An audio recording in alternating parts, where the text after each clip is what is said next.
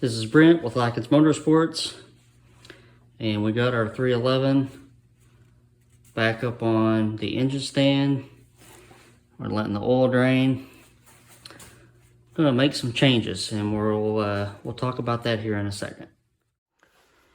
All right, so we got our oil drained out. I'm getting ready to drop the pan, and the reason that I am getting ready to drop the pan is because we're gonna change rear main seal and front seal, and we're not doing it because they're leaking. We're going to do it because the next iteration I have for this little guy is to put a vacuum pump on it.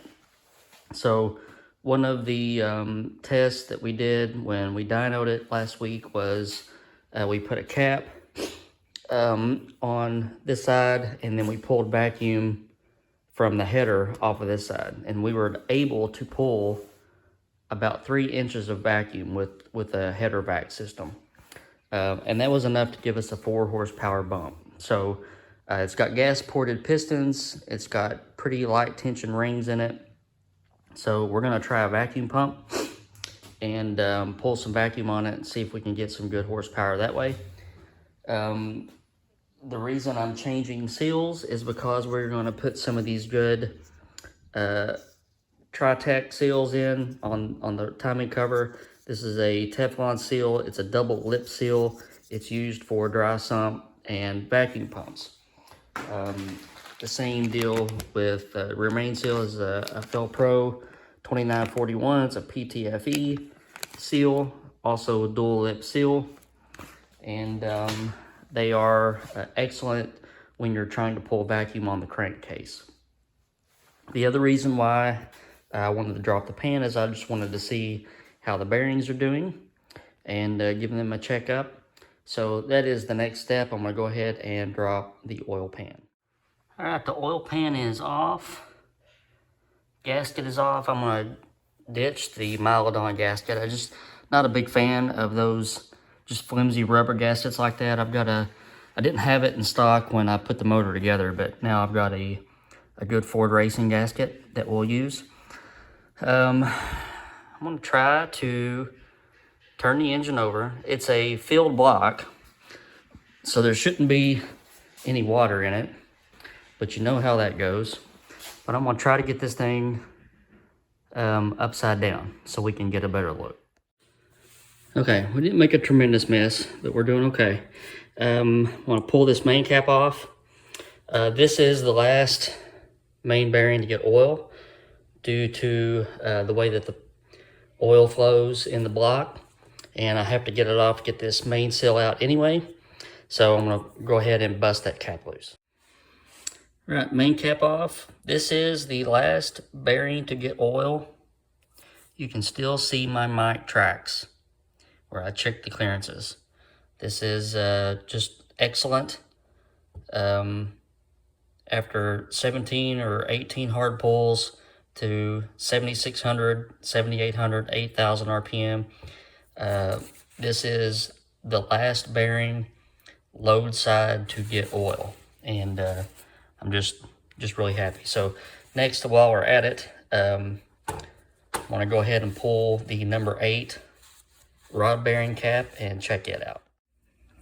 This is the number 8 rod bearing cap. Again, you see my mic tracks.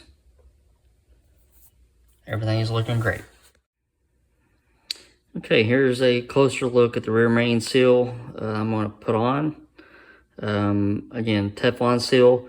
Teflon seals and this front timing cover seal, they go on dry. So you have to fight every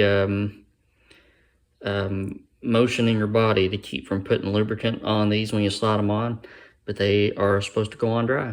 So put a little paint layer thin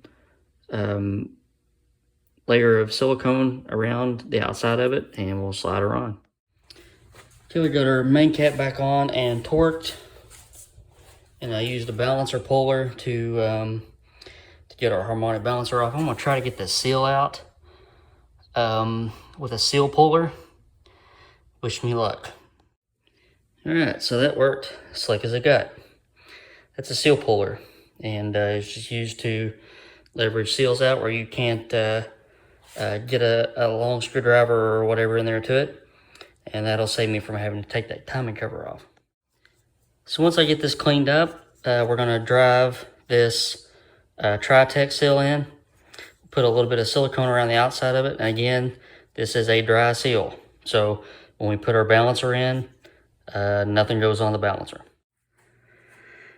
All right, we got our balancer back on with the new timing cover seal that went on slick. Just gonna take a gander at how everything is doing in the cylinder area.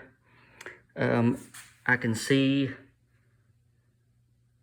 the bottoms of the cylinders. I don't see any material there. There's no, I know it's hard for you to see on the camera, but there's no scratches or any marks in the cylinders whatsoever. I'm just super duper pleased with how this little engine has done. It has treated me well. Got our block surface cleaned off. This is a Ford Racing oil pan gasket. I kind of like these better. Just need to get it wiped off, and then we'll get the pan on. We're just plowing along here. I've probably been into it for about an hour and a half, and just checking things out, and really like what I see. So don't have the vacuum pump yet. That'll come. I gotta save up my lunch money a little bit since this is a toy, and we'll probably do a GZ Motorsports vacuum pump, and I'll probably have some videos coming up later on about where we're going to scavenge from. Typically you scavenge from the valve cover.